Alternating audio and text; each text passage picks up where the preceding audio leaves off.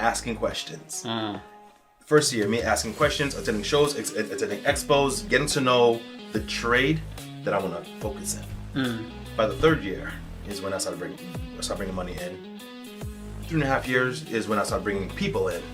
Fifth year, I would say the most I've done, price-wise, I would say in 2 months I did 300,000. Wow, 300,000 in 2 months. Wow, that's good. Actually, you know what? This is a better story. Before I made the 300,000, I remember I had the biggest job in my life. Yeah. Biggest job, and this is where again, if you don't have the right mentor and then the right people around you to encourage you, and to help mold you as an entrepreneur, you're gonna make mistakes. Yeah. So I remember I made my first 120,000. Oh man, I was like, ooh, got paid. I'm happy. Yeah. After everything is done, $2,000. Your net profit. Profit $2,000. And when you look at it and you're like, where did I go wrong? Welcome guys, welcome to the House of Entrepreneurs. My name is Marvin and I'm so excited to have you on the show. Tonight is going to be so amazing. I have a friend of mine who I've known since last year. He's a US Marine vet. He's done a lot of serious entrepreneurship. He's now starting to get into philanthropy. He's basically a junior philanthropist, and he's having a mentorship group. He's doing all these amazing things, and so today I am so pumped to have him on the show because there's a lot that we're going to be learning from him. Let's get into it. So welcome Gilbert. Welcome so much. I'm so honored to have you on the show, and I'm really so honored, and thank you so much for your service. Thank you so much for your service, for your service in this country. I'm so curious, what led you to join the Marines, and was this like a childhood dream? Was this something that you thought of when you were growing up, joining the Marine? I would say for me, growing up, first my mother did not want any of us in the military. Oh. And being the black sheep in the family, I've always tend to go on my own beat. And for me, I've always loved a good challenge. Yeah. And I forgot what TV show I was watching, and I saw, if you want to be the best, be a Marine. Yeah. And so I was like, you know what? That's what I'm gonna do. I want to be a Marine. And then ever since I was a kid, I've always challenged myself. So from swimming team to football to basketball, hockey, and I had to be the best. And all that kind of added into me wanting to be a Marine because that was like the next thing to conquer.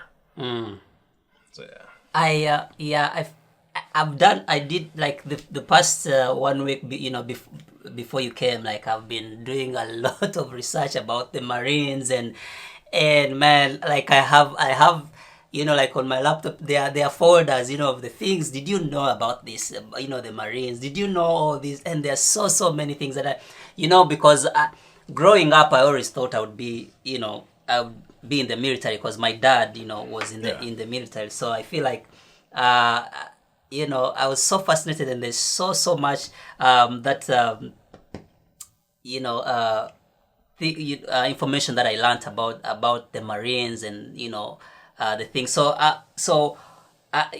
was there like a funny name, like a nickname that you had growing up? Not growing up, but maybe in the Marines that you got. In the Marines, we have all kind of names. The moment that you get off that bus, your name is Hey You or You Who. Hey you, get off my bus right now! Get off my bus right now! So at one point it's like, hey you, recruit.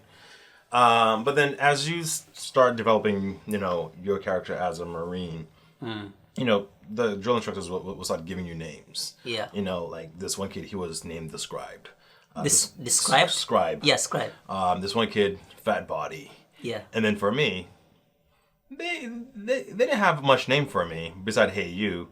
And then one day till I knocked this one recruit out, they call me Alice in La La Land. Oh, wow. Because once you meet me, I'm going to knock you to La La Land. Yeah. And then from there, they, I think after that, they called me the Tasmanian Devil. Because when I came in hot. I just came into, I'm going to take over.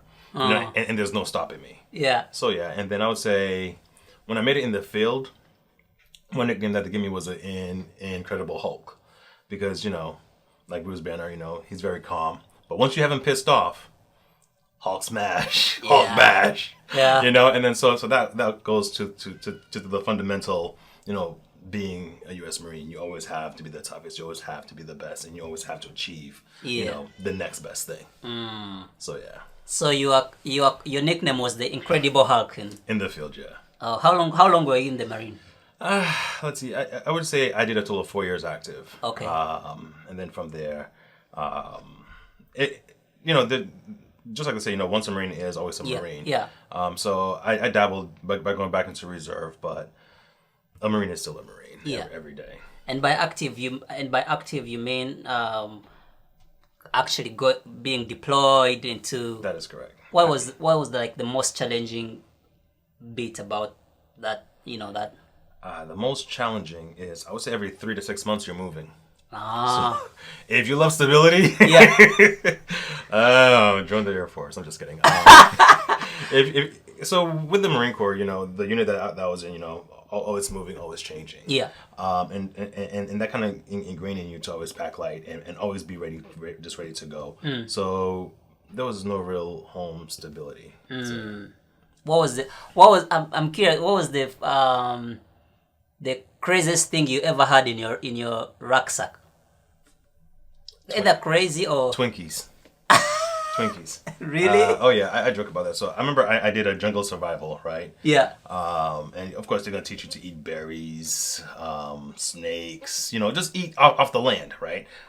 Just surviving.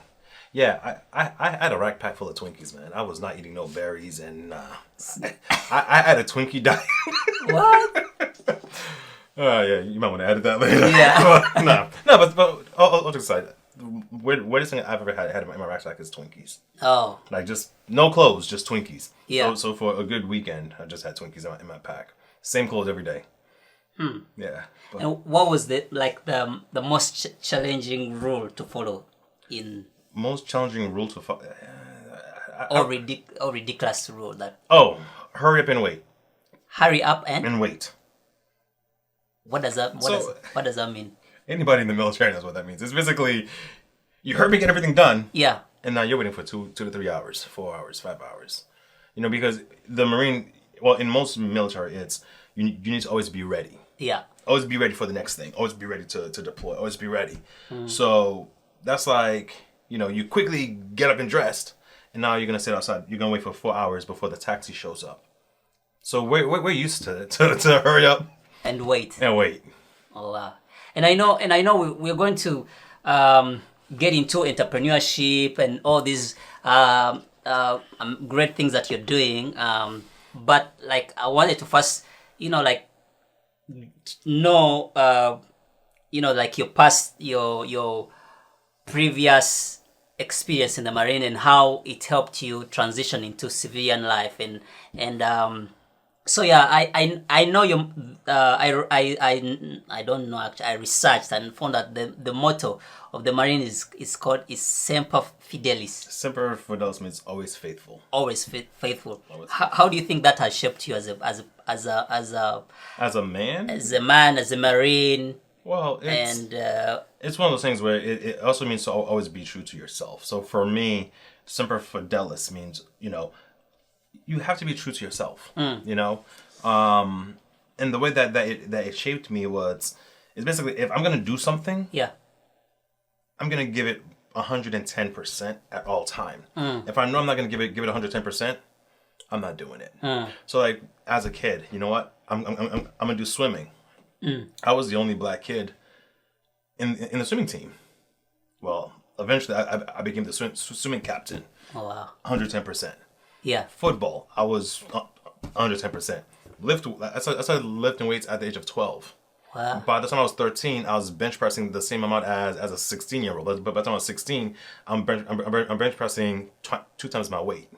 What? So always faithful means always be truth. Always be truthful to yourself. Always be, my thing is come correct.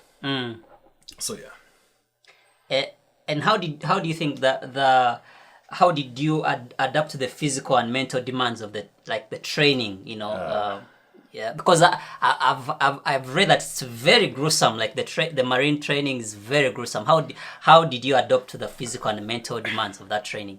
So it depends, you know, like you have some people that could run, right? You have some people that can jump. Yeah. So for me, the physical aspect of the Marine Corps, I was already used to, because I've been running track since the 7th grade.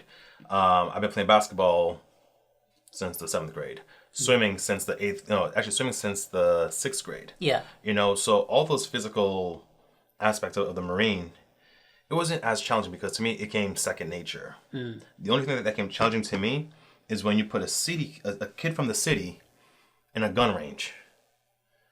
Like you have that poster right there. Yeah. You're out there just shooting. Yeah.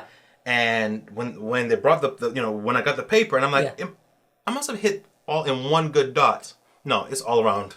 I never hit that target once. Oh. So that was a challenging thing for me. But eventually through, again, dedication and practice, I finally made it. Yeah. But the first round, I had some of my friends who have shot before. And they're out there in the gun range. First time. Bullseye, target all the time. And here I am practicing the inhale, exhale, relax, and shoot. Yeah. Yeah, I'm inhale, exhale, the bullet's going that way. What? Inhale, exhale, the bullet's going this way. So I would say for me that was the most physical challenge because it's more mental. Yeah. And that was the one part that, you know, you have to control the mental, you have to relax. But then every time you hear that, you know, it's because you're not used to it. So when you hear the, you jump. So even though you give it correct, but the fact that you jump, now the bullet goes this way. Okay. You know, so then I had to get used to the, you know, that sound. So it was all mental for me. So I would say that would be the only physical challenge. But everything else, the physical part, nah. How did you maintain your sanity or like your mental state while at... Oh boy, let's see. I remember at one point in boot camp, the drill instructor said that, you know, their goal is to break you. You know, their goal is to break you and remake you. And so when they see that recruit cry, oh, they get a joy out of that. And they used to hate me because, I'm not going to cry. Because the way I was raised, you don't cry. But on Sundays, man, I'm sitting there with God. I'm like, what did I do? Let's go, God. But to keep my sanity would be church, you know, always having that time with God. And then especially, you know, even when I was in the field, I was still very active in church, still reading my Bible, and also talking to family, you know, because for them, by you being gone for so long, they kind of say, hey, you know, we miss you. Hey, you know, when are you coming back home? So, you know, you still keep that, that keeps you grounded and humble. And at the same time, seeing my achievement and just remembering, you know, this is what I've been working hard for. So it's like, I wanted to be a Marine. So I got that emblem. I'm doing it. You know, So were you always raised in a Christian home? Yes. So that was a big factor that helped you out. It was. That is correct. So how did that training, you know, the physical and the mental training that you went through in the Marine, how did it help you transition into the civilian life and then entrepreneurship life? Well, I've always been an entrepreneur since I was a kid. So before I even joined the Marine Corps, even, you know, before I started all these other companies, as a kid, I remember somebody gave me a box of pencil, and then I used to turn around and sell the pencils for 10 cents. Somebody would ask me, okay, can I borrow your pencil? I'm like, I could give you one for 10 cents. But then I had a box of pencil for free, you know. And then I remember, at one point it was snowing outside, and I used to go to all the houses, knock on the door. Hey, can I shovel for you? For $20, I'll shovel for you. And they said to me, oh, that's a premium price. Yeah, I know, but I'll also add salt. And they're like, oh, okay, you know, it's not a kid. He's gonna add salt on, you know, sure. I'll turn around to my friends. Here's $5. Go shovel. And then go to like some friends, you know, like my friend's parents, be like, can I get some salt for the floor? And I had one friend who worked for the city. You know, their parents work for the city. So he gave me a bucket of salt. So as a little kid, I'm like, here's a little gallon of salt. So like when you finish shovel, just sprinkle the salt on the floor. Now you have $15. No, because you gave $5 to the other kid who Who you didn't want to? You I don't actually want to do you didn't want to do the You're so smart. Yeah, so I would say that's how the entrepreneurship started. And again, it's one of those things where, like, I remember as a kid, my mother used to tell me to wash the dishes. Yeah. When it's my week to wash the dishes, I look at my little sister and I'm like, hey, I'll give you $5 to wash the dishes for me. Sure, go wash them for $5. Yeah. And I'm just going back to my room playing my video game. So therefore, I get somebody to do the labor. So when you think of entrepreneurship, Yeah. that's how I started. That's yeah. So it's not just that it said, when you transition from the marine into the civilian life, and so it's a series of things that happened along. Correct. Yeah. And then I remember in the Marine Corps, I needed to make some money. So because I knew how to cut hair, I offered, hey, come to my room for $10. I'll cut your hair for you. Oh wow. I think at 1 weekend I made over $300. What? Yeah, and then from there I'd go buy used cars, detail them, flip them, and then sell those cars on base and make twice the money. Wow. So entrepreneurship has always been in my blood, but I never had the proper mentorship because it was more like, oh, I could do this and make money. Yeah. And never really created an LLC, never really created a real business. It was just, this is what I can do and make a lot of money. Yeah. And then of course until I got in trouble because they're like, why are you making all this money? Yeah. You're just a Marine. Where's this money coming from? Yeah. You don't have a business, But so you need to stop. yeah. Of course I stopped, and then from there I was like, oh, I need an LLC. I'm gonna read what is an LLC. So since then I've been an entrepreneur, serial entrepreneur, because it's from one thing after another. I remember at one point when I was stationed in Japan. Yeah. So all my friends were, again, we're Marines, we're gonna get drunk. Yeah. So I went to this one place where they're gonna get rid of all their food. So I'd be like, hey, I'll buy the food from you. And then when my friends come on base all drunk, the PX goes, I'm like, hey, I got turkey legs, $10. It's like, oh, it's not. Yeah, come on, here, $10. So you make a profit of their own food. Still make profit. Man, that's genius. But again, it depends on, it's your hustle game, what it is that you do. Yeah. So entrepreneurship has always been in my DNA. So yeah. And how did you transition? So from the Marine Corps, I would say the transition, it's being a Marine is one thing. Being a civilian, it's a whole different ballgame. Because you're used to being a certain way, order, discipline, and you're always doing this way. And then especially the way that we talk. Yeah. When we talk, it's like, get it done. And we expect you to get it done when we say to get it done. Versus as a civilian, if I'm like, hey, I need this to be done right now. Yeah. You'd be like, well, why are you talking to me Yeah, this like, way? like who are you? Like, I'm not your son. And so I remember, at one point, when I got out of the Marine Corps, I was working for a retail company. Yeah. And I'm a, assistant manager, and they were not happy the way I was talking to the employees. Yeah. So the district manager came down and was just like, you need to be a little bit more soft. Yeah. And for me, I was just like, I am talking soft. Yeah. It's just like, hey, I need this done now. And 10 minutes late, it's still not done. Yeah. And then I'd be like, I told you to get this done now. Why is this not done now? Yeah. That's that Marine mentality that I had to change over and be more subtle. They'd be like, hey, can you get this done at this allotted time? So I had to redirect the way I talk. And then also as an entrepreneur and you own your own business, again, you have to relearn the way you talk because, I still have, that Marine mentality, the way I talk. Yeah. But now I have to give it a softer approach. Like, hey, by the end of the day, can you make sure X, Y, and Z is done? But then, of course, for me, if X, Y, and Z is not done by the end of the day, I'm asking you, what is wrong with you? But now you can't really ask people what's wrong with you because... Is that the same standard that you have for yourself? If X, Y, and Z are not done, how do you deal with that? Like, if the things that you've set for the day don't get done? So I asked you that question. So when you have certain things that's not done, how do you feel when it's not accomplished? Yeah, I mean, because I've not had that training. Well, for me, it's I'll do it tomorrow. So then that's how I've learned to be like, okay, you know what?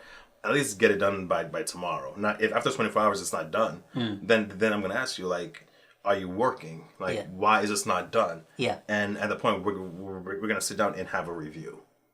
You know? So for me, it's just like, yeah, and of course, you know, you have people who don't want to work. They're just there for a check. And and that's where, for me, being a Marine, is always, everything is being very regimental, being very organized. Everything has to go through a process. So it's just like, okay, I gave you enough time. I gave you the training that you need. I assist you as much as you can. But since you can't do this, and I have to do your work, then why am I paying you for? At this point, I'm sorry, you gotta go. So yeah, so for most people who are in the military, and when, well, I'll speak for myself, because the way I grew up, it's just get it done. Yeah. Being in the military, get it done. So now for me, it's just like, if I have to do your work, then I don't need you. But at the same time, if you're doing your work and say, hey, I don't know, yeah, I'm gonna give you the opportunity. I'll help you shine. Wow. So is it? So I guess it's easy for you to like fire someone like.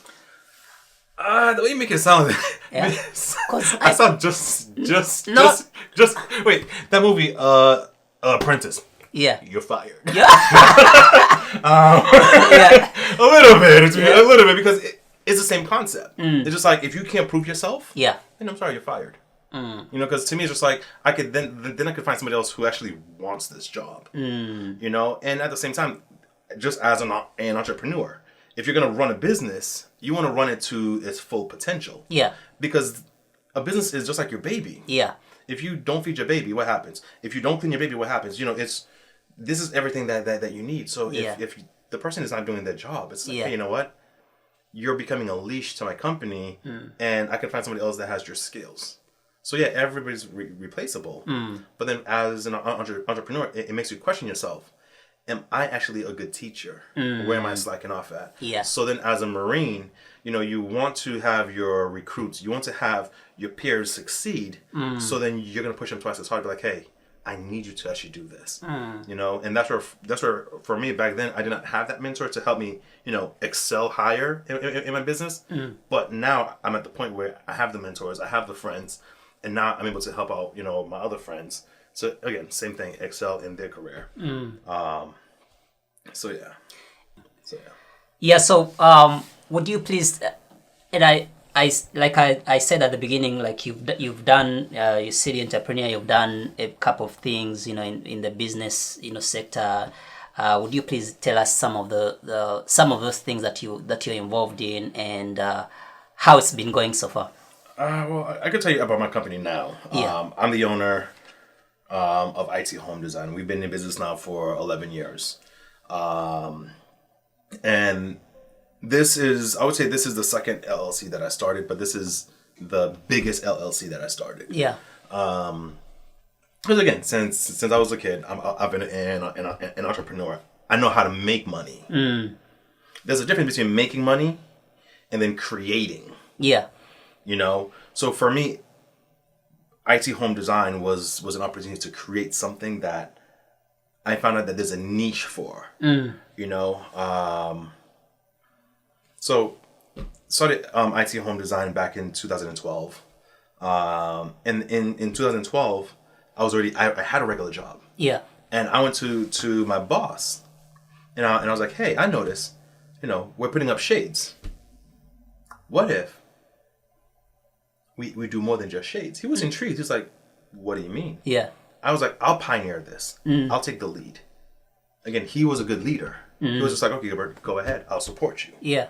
And so within a company, I started my own company.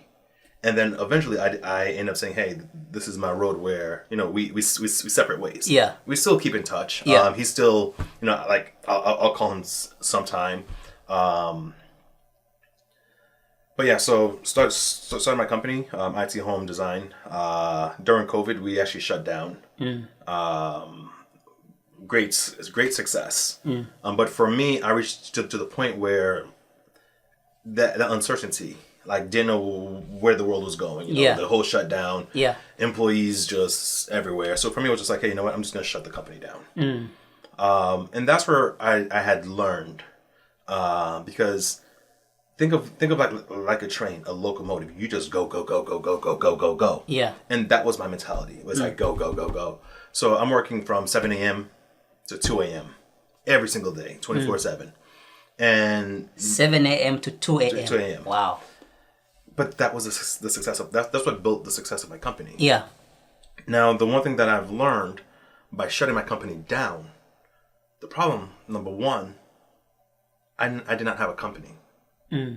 I had an employee that I'm working for.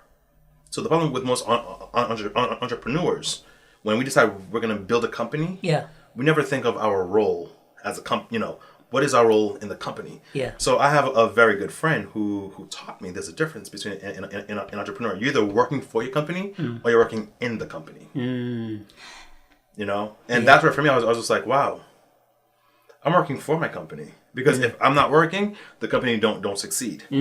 At that point, my company relied on my hard work.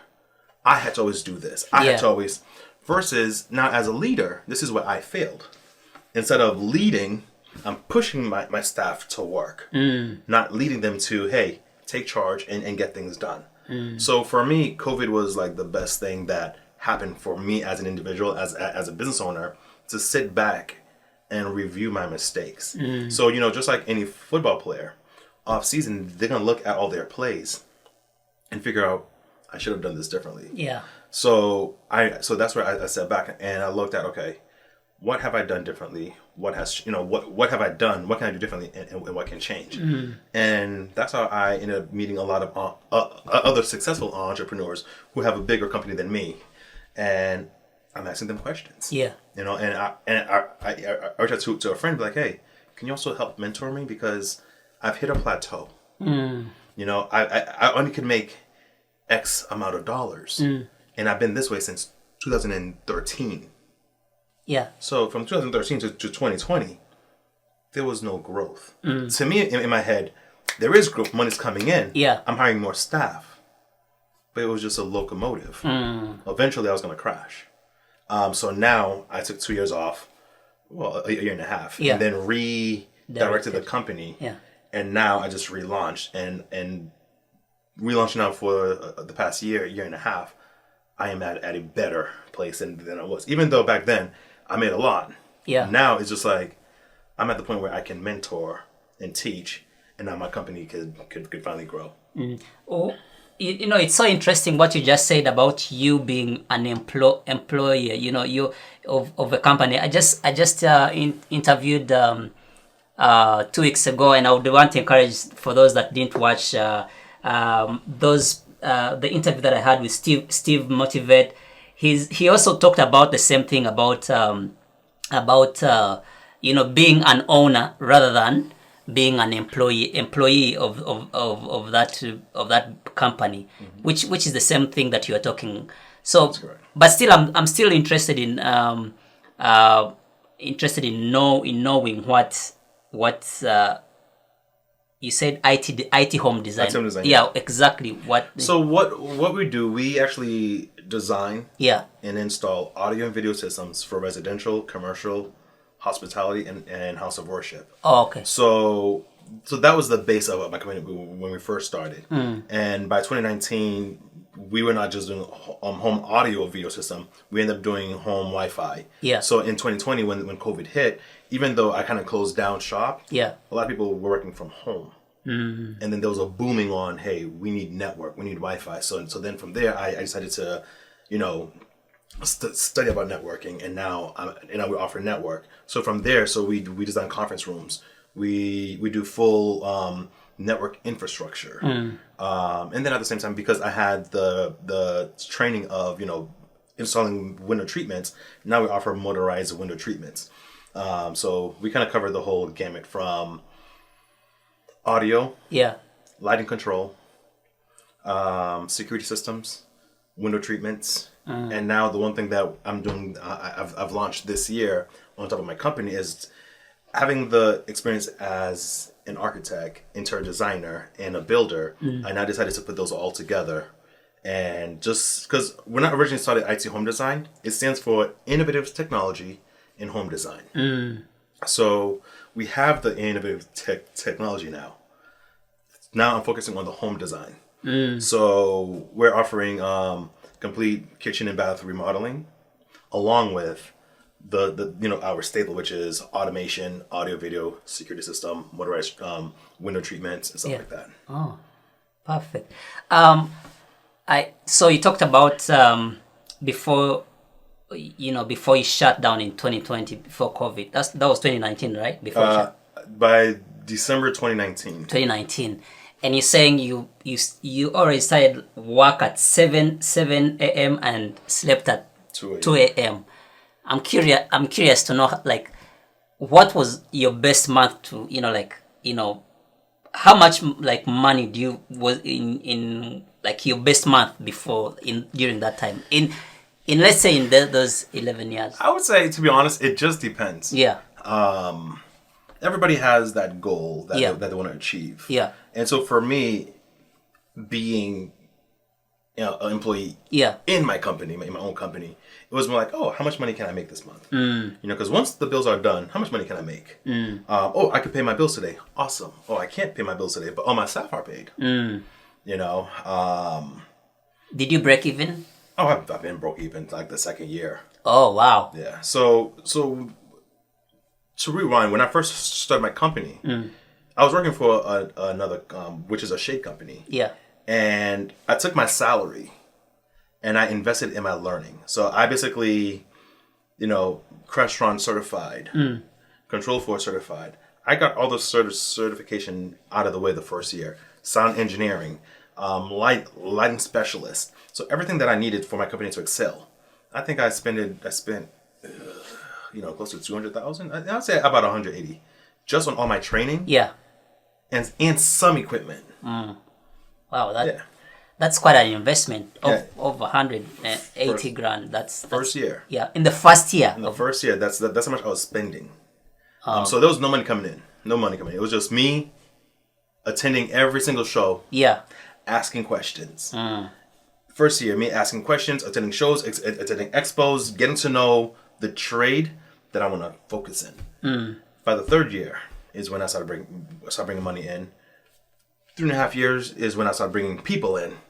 Fifth year, I would say the most I've done, price wise, I would say in 2 months I did 300,000. Wow, 300,000 in 2 months. Wow, that's good.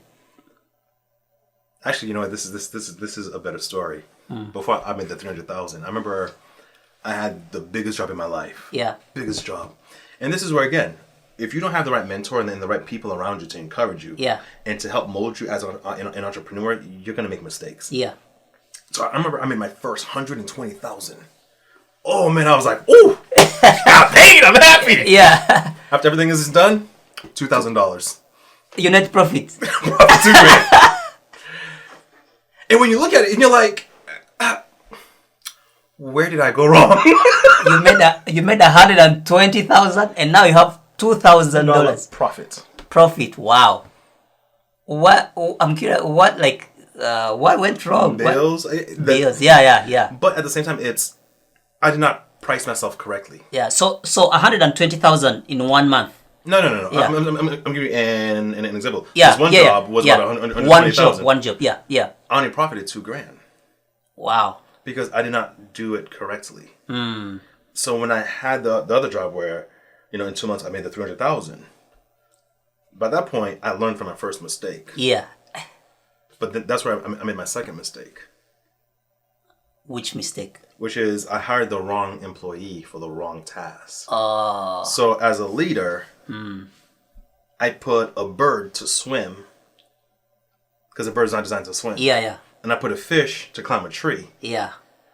So for me, it was like, oh, I have this job done. Just because you say, hey, I need a job, you know what, Gilbert, I can do this. Because a lot of people fabricate their resume. Yeah. Because they just need to get paid. Yeah. And so instead of asking questions, because the job was coming, because I'm working, again, 7 to 2. Yeah. And I'm always working. The interview process was more like, oh, so tell me about yourself. Oh, so can you do this? Yeah. Yeah. And I look at the resume. Okay, cool. You know what? I need you by tomorrow. Can you be here tomorrow? Yeah. Okay, cool. Come on, let's go. But then it's just like, okay, I'm fixing your mistakes. Yeah. And then at the same time, I'm not giving you the proper mentorship to excel you or to understand what is your need. Oh. I was more focused on, I need to work in my company. So even though I made 300,000, I think I only profited less than half of that. But my employees got paid. Yeah, I mean, yeah. You know, and that's where now I've learned. And the 300,000 was also in like one job or It was like two jobs. Okay. 300,000. Yeah. And then of course, then I had that one job that was 300,000. Yeah.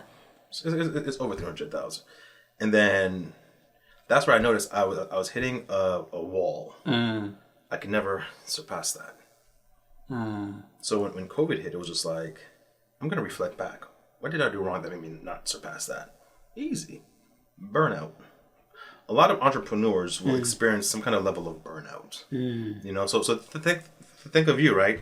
You work 9 to 5 every single day. Never got a moment to breathe and reflect. Yeah. You're going to be like, at the end of the day, it's like, you know what? I'm done. I'm just going to go to sleep. You never got a chance to grow. So for me, during COVID, it was just like, I finally almost hit burnout. I did not. I finally almost hit burnout. After looking at all my books and all my mistakes, mentally, I already burned out.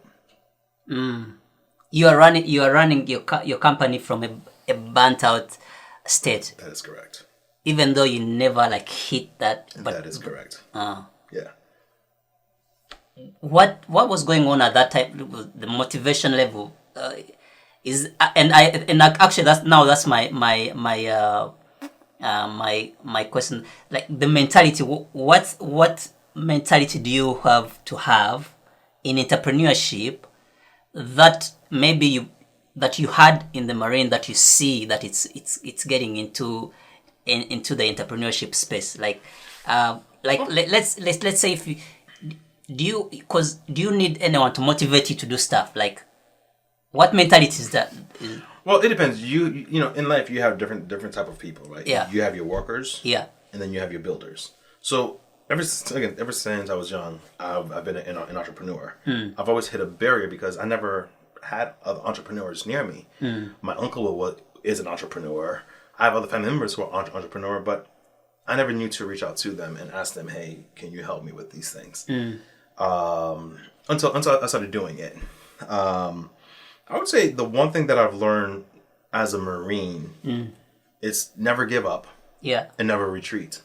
When you look at a Marine, right? Yeah. And one good example, Marines have a nickname, Tafahundad. You know, the Germans call... What's that? Tafahundad. Yeah. They call us the devil's dog. Oh. Right? And when I read that... when you think of what is a devil dog... Yeah. Right? It's one of those things. It's one of those dogs where you can kill, it's still going to keep coming after you. Yeah. You know, we're hungry. We're not going to stop. So when I had mentioned, you know, it's just like a locomotive. You just keep go. Yeah. As a Marine, you know, we're trained to don't give up. You know, train harder, go harder, hit harder, go faster. Keep, you know, and then from there, re-strategize. Yeah. The one thing I never did was re-strategize. That's how I ended up hitting, you know, hitting, you know, working through burnout. And because I'm a U.S. Marine, I'm not experiencing burnout because we don't show our feelings. We don't show expressions. We just go. We're hard. You know, 7 to 2 every single day. 7 to 2. It became a habit. 7 to 2. It just became, you know, like a robot. You know, but I still function every day. Yeah. Nobody knew. I still function perfectly every day. And what now are you planning to do different from what you did then? So I learned something from a few mentors, a couple of friends. Yeah. And the one thing that intrigued me, right? You have 2 types of entrepreneurs. Yeah. The one that works for the company. Yeah.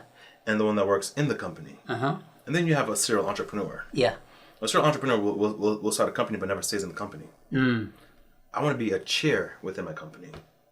So the difference now, my mentality is, I'm going to grow the company to then hire somebody else to run the company. Yeah.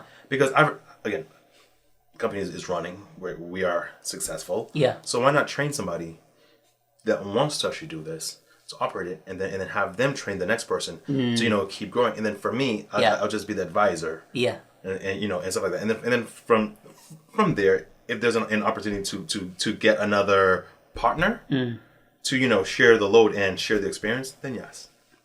So I would say that's a difference because now it's more of a teamwork versus a me work, because I myself could only do exponential. I can only do X time what I can do. Yeah. But now you have two of me. You know, that's like, how much stuff can you get done? Right? Yeah. Now there's two of you doing this.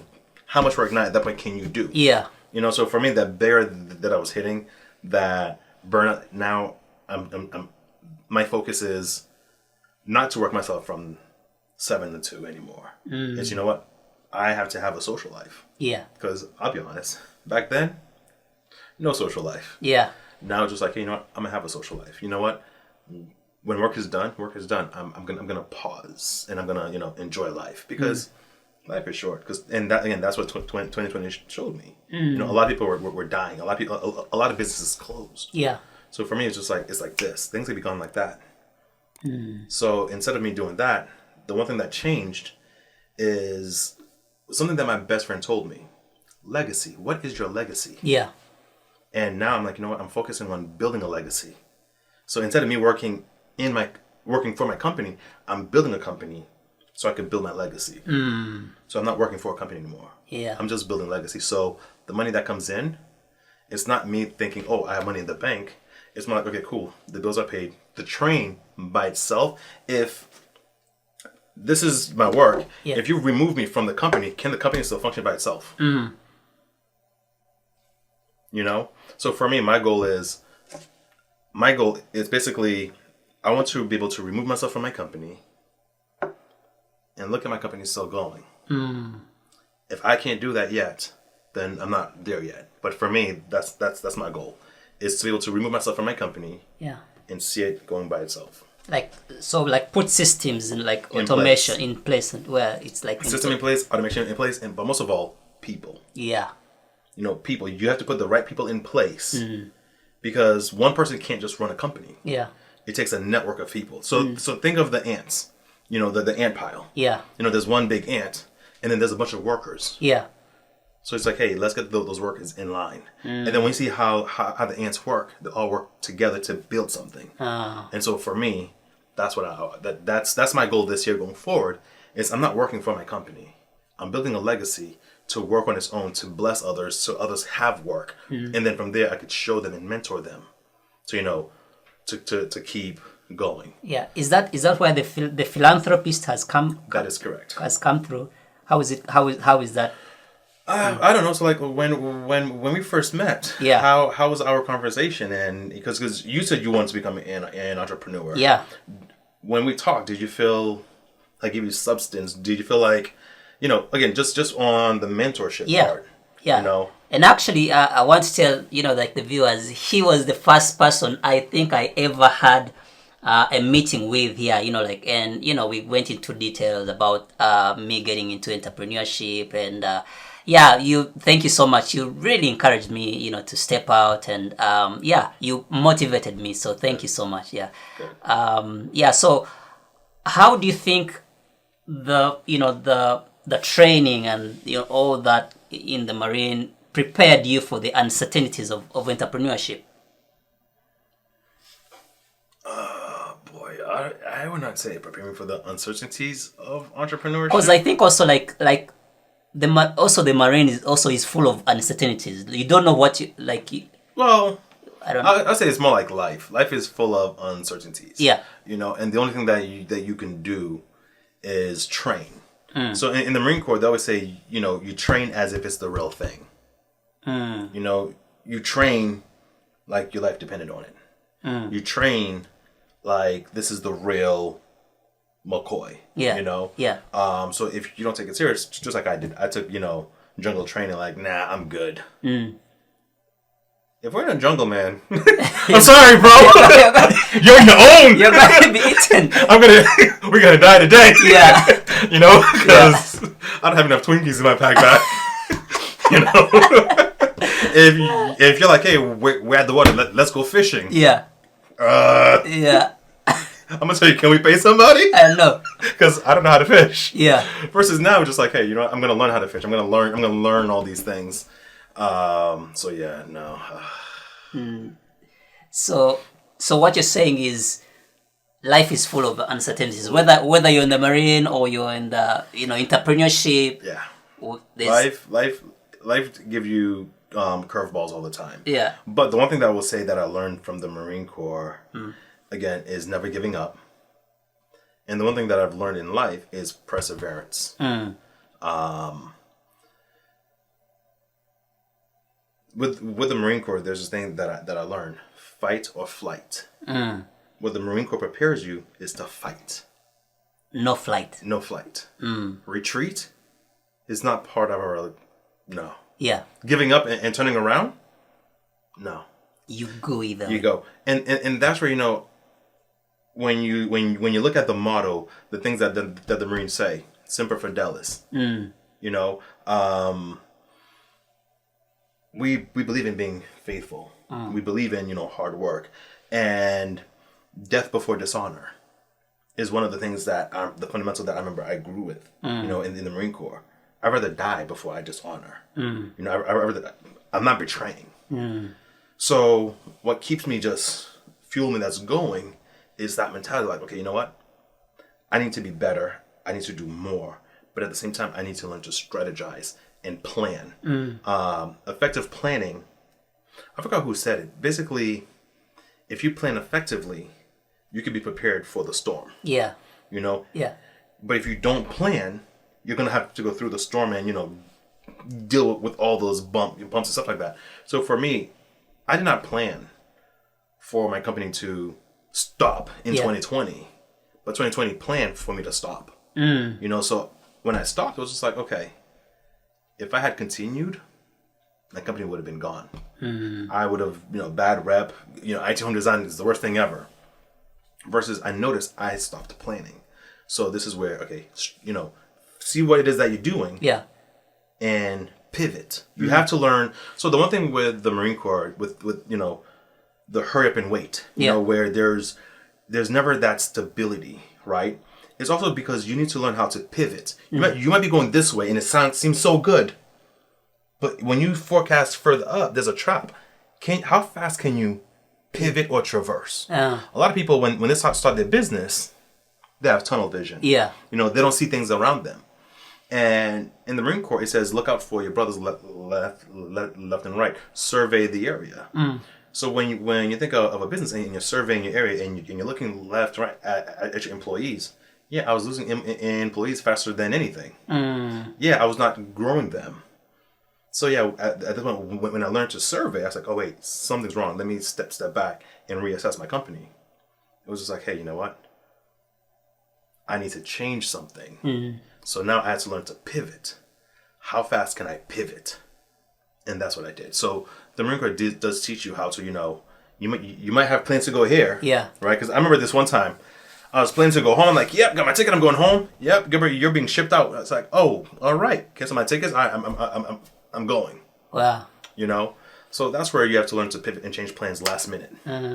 So that's something that I would say I got from the Marine Corps. I like that, survey the area.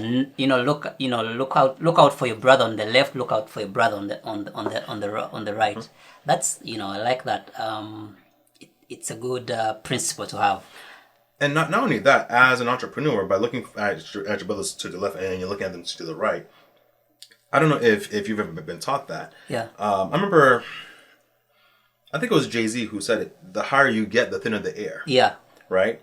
And so as you're becoming successful, if my brother to my right and my brother to my left, or my sisters are not there, then it's my job to say, hey, let me help you get there. Because the reason why is you want your friends to be successful along with you. Yeah. Like let's say you're like, hey, Gilbert, I don't want to run a company by myself, but hey, I know how to put up an audio system. Well, you know what?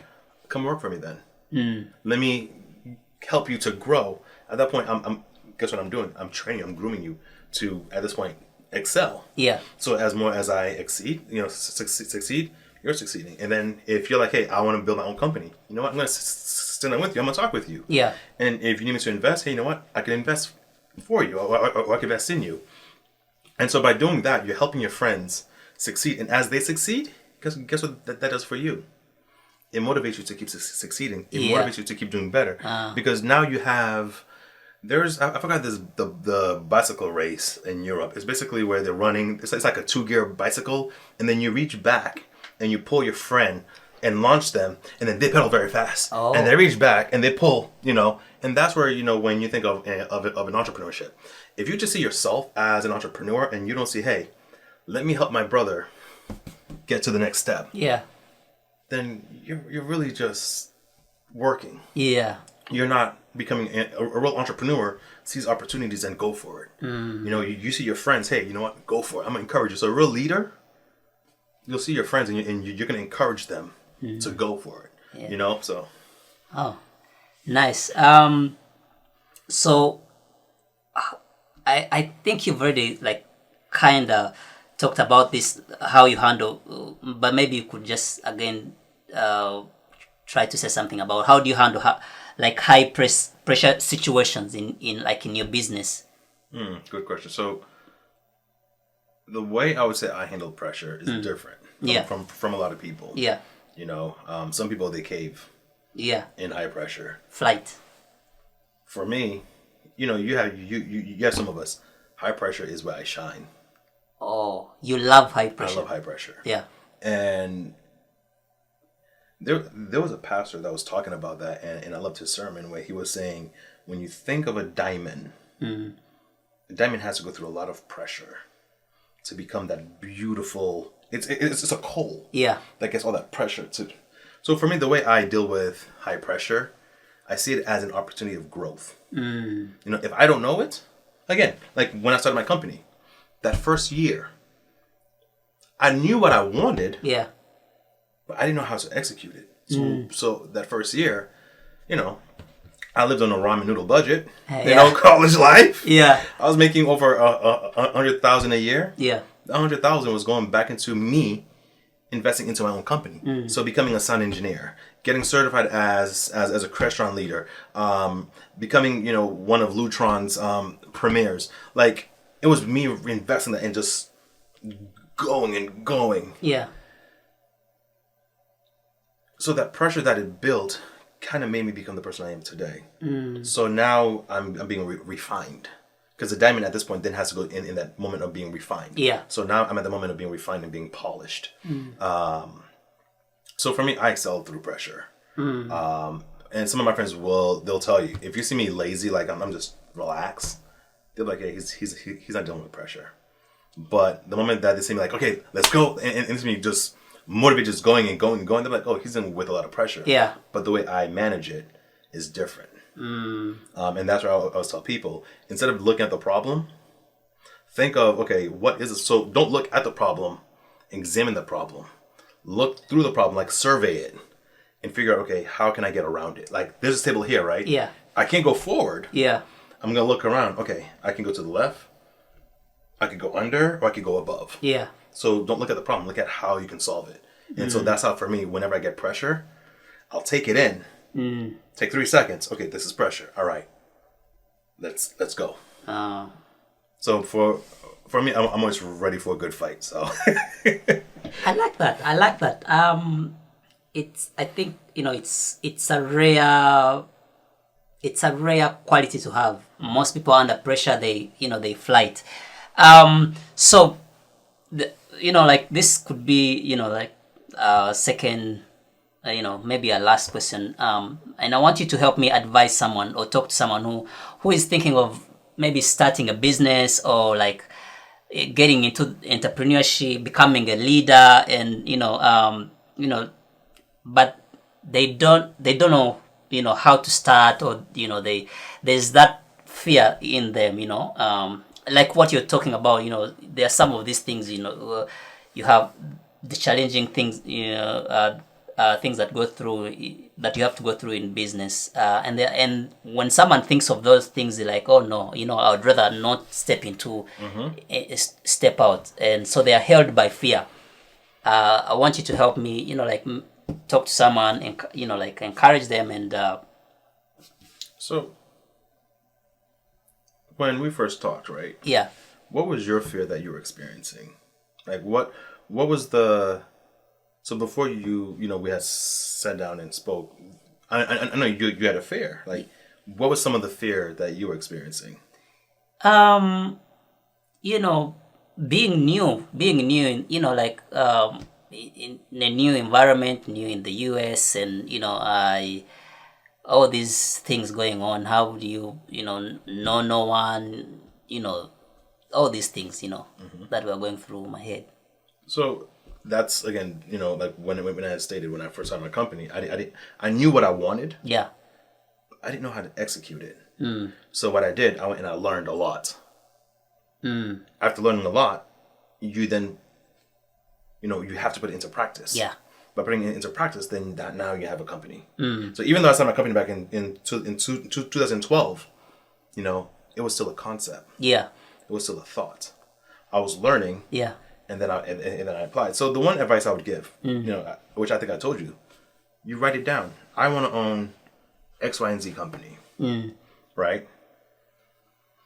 And then from there, just write, what are the goals? What do you want to do? Yeah. If you put, I want to be filthy rich, don't become an entrepreneur. Yeah. Because it's one of those things. Like I told you, I did not make any money. My staff got paid. Yeah. So when you look at your books, if you say you want to be rich, yeah, look at your books and look at your staff making, 40, 60, 100,000, and you are just making $2,000. Yeah. Yeah, does it feel good? Yeah. But by writing out your plan, by putting the idea down, you're putting it into motion. So the one thing I would tell the audience is, if you're thinking about starting a company, write it down. But most of all, write why do you want to start it. Why? Yeah. There has to be a reason why, because there's a lot of other entrepreneurs out there doing the same thing that you want to do. Yeah. What will make your company so different? Write that down. Why and what's going to make you stand out? Write the pros and the cons. What do you know and what is it that you don't know? And as a Marine, the biggest thing is not knowing what it is that you don't know. Not knowing what it is that you don't know. And when you come to that crossroad, yeah, are you gonna flight or fight? Yeah. So for me, when I hit that crossroad where I didn't know what to do, I sat down and I learned. So I was not fighting. I did not run. Yeah. I observed and I was learning. So by taking the moment to observe and learn, so I was scared of getting to the next level by studying and observing. Take a look at other companies, just like I shared with you. The things that you want to do, go to the company, like, hey, talk to the CEO. Hey, what made you want to do this? Most entrepreneurs, they're going to be happy to talk to somebody who's curious, who wants to come up. Yeah. My friends who are entrepreneurs, if I call them up right now, I'd be like, hey, how do you hit 500,000? Yeah. Hey, how do you hit 1 million? How do you feel like when you hit your first million? Yeah. What are you struggling with now? They are happy to tell you. Yeah. Like, again, like you mentioned, you had another entrepreneur here. Yeah. And he probably told you. Yeah. This is what my journey was like. Yeah. So all entrepreneurs, we want our friends to join us. So if you don't know, find somebody that's doing it and talk with them. Yeah. And they're always happy to share because knowledge is power. So if you don't know, that means you don't have the knowledge. So where are you going to go get the knowledge? Or are you going to let fear block you? Yeah. And I think it was Dr. Monroe. He said the grave is the richest land on earth. Yeah. That you'll see a lot of potentials that never seen the light of day. Yeah. Because of fear. And that's where, for me, I actually wrote down, one of my goals is to conquer all my fears. One of my goals is to conquer my fear. So yeah, you know what? I don't like public speaking. Yeah. Because I stutter. Yeah. Conquered my fear. This is my first podcast. Conquered my fear, right? Thank you so much. So that's the one thing that you always have to do. What is your limitation? When you figure out what your limitation is, find out how can you execute it and conquer it. Okay, my fear is I'm new in this country. I don't know anybody. Well, you know what? Join a church. Yeah. Join an organization. Yeah. Make friends, like, hey, how are you? I'm so-and-so. I'm new here. Yeah. So tell me about this neighborhood. Yeah. Because anybody who's happy of where they're at, they're going to sell it to you. And that's exactly what I did. I asked you about the neighborhood and what's happening, the entrepreneur space, and Yeah. Yeah, and then from there, it's just like, hey, you know what? If you have that entrepreneur bug, they're going to sell you. They're going to sell it to you. Yeah. Because for us, I'm passionate about being an entrepreneur. Yeah. So all my friends would ask me, I'm like, oh, you could do it. This is my journey. Yeah. But again, I'm not gonna give you fluff. I Yeah. told you it's hard work. Yeah. There are days I get paid. There are days I don't get paid. Yeah. But the days I get paid, I'm like, okay, I'm good. Yeah. You know, but the joy for me, at the end of the day, is seeing my clients happy. Yeah. The joy for me is seeing my staff saying, hey, I achieved this next level. Yeah. I want more. You know, for me, as an entrepreneur, it's seeing my friends saying, yo, Gilbert, I just became a director. Yo, Gilbert, Yeah. help me launch my company. Hey, I just started a new company. What do you think? For me, it's just like, hey, you know what? We're going together. So Yeah. if you have a fear, find somebody to talk. If you can't talk, sit down, do your research, read. Yeah. Yeah. And then my motto is go big or go home. Yeah. You know, don't go like, I'm going to just put my toe in the water. Yeah. Then if you're putting your toe in the water and you're not ready to dive yet, that's safe. Yeah. I'm not telling you not to do that because some people did not have that opportunity like me where I was able to reinvest all my, salary into my own company to make it where I'm at. Then if you can, then write it out. These are the things that I need to do. Here's my budget. Yeah. And I give myself a time limit. And that's the thing. You have to have a time limit. Because if you don't give yourself a limit, like, okay, I need to finish this now, then you know what? You'll sit there the whole time by the end of the water, just dipping your toes in, but never jumping. But when you're ready to jump, let your friends know, hey, I'm jumping in. Find an entrepreneur. Yeah. I'm going to jump in. I'm scared. I need help. They will hold your hand just like a lifeguard, just help you. Yeah. So that's my advice. Yeah. Thank you so much. On a lighter note, how do you guys express your emotion? My dad just retired from the military. I think 4 or 5 years ago. Bro, I've never. You see how you just laughed like that? I've never seen my dad laugh like that. Like, oh, that was not a real laugh. Yeah. Okay, exactly. That was not a real laugh. So do you guys ever have emotions? Do you how do you have like? So for me, I'll be honest with you. Yeah. Growing up, I was also taught, because I'm Haitian, Yeah. first son. Yeah. Yeah, you were not born with emotions, okay? You tough it up. Real men don't cry. Yeah. A lot of people grew up with that mentality, which is true. I did not really show a lot of emotions growing up. Yeah. The only emotions I showed was upset, hungry. Yeah, I think those were only it. But now, I've learned to show more emotions. And the one thing that I will say, which is a touchy note, there's therapy sessions for a reason. So for me, the reason why I'm able to show more emotions now, be more talkative, bro, this is over 10, 12 years of therapy. Don't think of therapy as, oh, it's just softening me up, it's just buttering me up. Or, it's not. If you don't feel like therapy is getting the work done, then it's either you are not being honest with yourself, or you not being honest with the therapist. Because their job is to have you open up and talk, and you figure out, the therapist will not tell you what to do. The same way a friend, a mentor is not going to tell you what to do. They're just going to a real leader is just going to show you, and you decide what it is that you want to do. They're just going to guide you. So for me, I spoke to my therapist. I was like, hey, my friends always tell me to smile. I'm smiling. People ask if I'm happy or sad. I'm happy. So why are they asking? So I learned, it's like, okay, you have to be more expressional. If you're happy, like, be more expressed. So I've learned to be, to show that.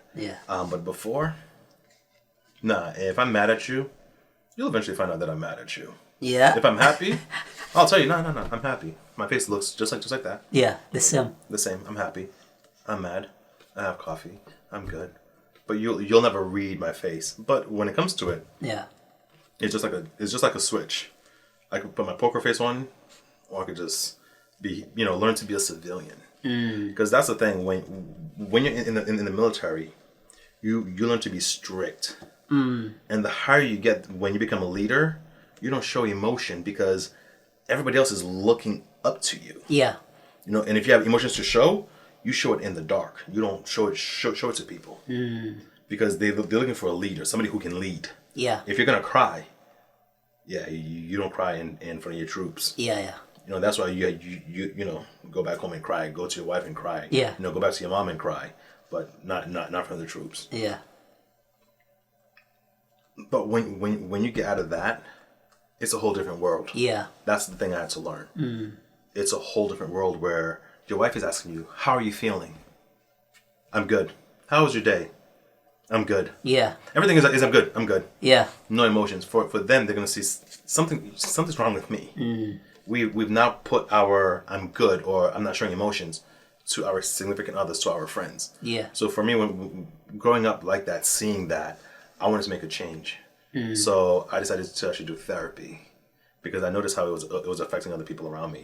So I would say for all my fellow veterans, find a very good therapist. Yeah. Invest in. For all my friends who, you know, the audience who don't know how to show emotion, Yeah. go see a therapist. That will help you. And then from there, ask your friends for advice. Be like, hey, do I really never smile? Yeah.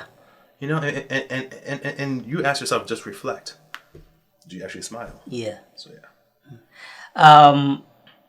How do you how can people connect with you? Well, I'm on Instagram. Yeah. I'm not that active, to be honest, but I am planning to be more active on Instagram. Yeah. Could always, you know, under my company, IT Home Design, Okay. on Instagram. Or if you want to connect with me personally, I'm Will Boston. Will Boston. Yeah. Okay. I guess you could probably put the link down. Okay. Yeah. Yeah. But yeah. Yeah. So yeah. Yeah. I'm mainly more on Instagram than anything else. Okay. Or also on LinkedIn. Yeah. All right. Thank you so much. Thank you so much, Gilbert. Thank you so much for coming. There's so much wisdom that you've shared with us, and I'm so sure that there's someone there who has, you know, picked one or two things that they can use either to step out and be an entrepreneur, or be a better leader, or just be a better person. Better person. Yeah. So thank you so much. Thank you for coming. Yeah. All right, thank you so much for watching this episode. If you really like this episode, I want to encourage you to go back and watch my previous episode where I was interviewing other entrepreneurs, and I'm sure you're going to pick one or two things that are going to inspire you. And so I want to encourage you to subscribe and like and share this content so that it can reach many people. Thank you so much.